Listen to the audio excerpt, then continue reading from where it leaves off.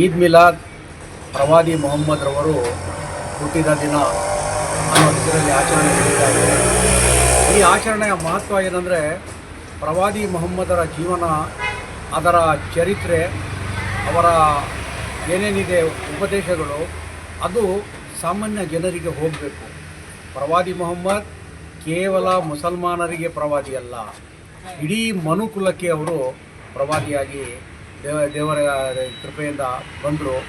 ಅವರ ಟೀಚಿಂಗ್ಸು ದಯೆ, ಧರ್ಮ, ಹಾಗೆಯೇ ಸಮಾನತೆ, ಸಹಬಾಳ್ವೆ, ಪ್ರೀತಿ, ಕರುಣೆ, ಮಮತೆ, ಸಹೋದರ ಭಾವನೆ, ಇದು ಅವರ ಒಳ್ಳೆಯ ಗುಣಗಳು.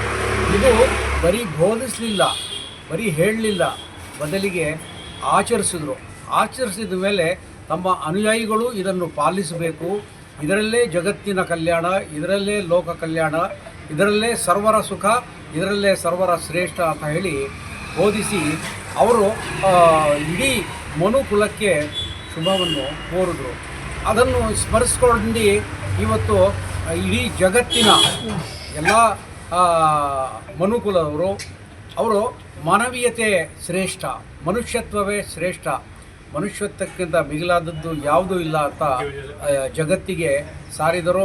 ಇವತ್ತು ಜಗತ್ತಿನಾದ್ಯಂತ ಇಸ್ಲಾಂ ಧರ್ಮ, ಪ್ರವಾದಿ ಮೊಹಮ್ಮದರ ಅನುಯಾಯಿ ಇಲ್ಲದಿರುವಂಥ ದೇಶ ಇಲ್ಲ, ಪ್ರದೇಶ ಇಲ್ಲ.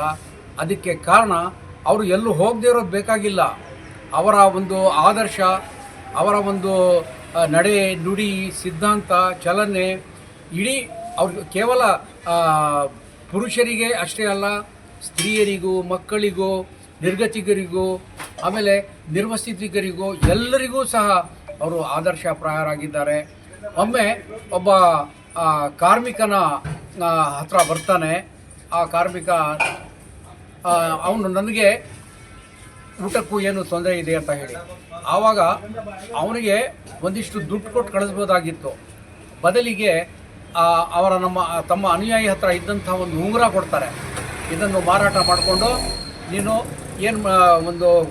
ಏನು ಜೀವನಕ್ಕೆ ಮಾಡಬೇಕು ಅಂತ ಹೇಳಿ, ಅದರಲ್ಲಿ ಅವನು ಕೊಡಲಿ ತೆಗೆದು ಸೌದೆ ಕಟ್ ಮಾಡಿ ಮಾರಾಟ ಮಾಡಿ ಮುಂದಿನ 8 ದಿವಸಕ್ಕೆ ಬಂದು ಭೇಟಿ ಮಾಡು ಅಂತ ಹೇಳ್ತಾರೆ. ಬಂದು ಭೇಟಿ ಮಾಡ್ತಾನೆ.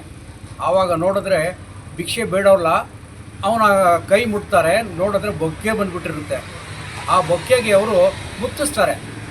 ಆವಾಗ ಹೇಳ್ತಾರೆ, ನಿನಗೆ ಹಿಂದೆ ಭಿಕ್ಷೆ ಬೇಡ್ತಿದ್ದ ಜೀವನ ಹೇಗಿತ್ತು, ಈಗಿನ ಜೀವನ ಹೇಗಿತ್ತು ಅಂತ ಹೇಳಿ, ಇದು ಚೆನ್ನಾಗಿದೆ ಅಂತ ಹೇಳ್ತಾನೆ.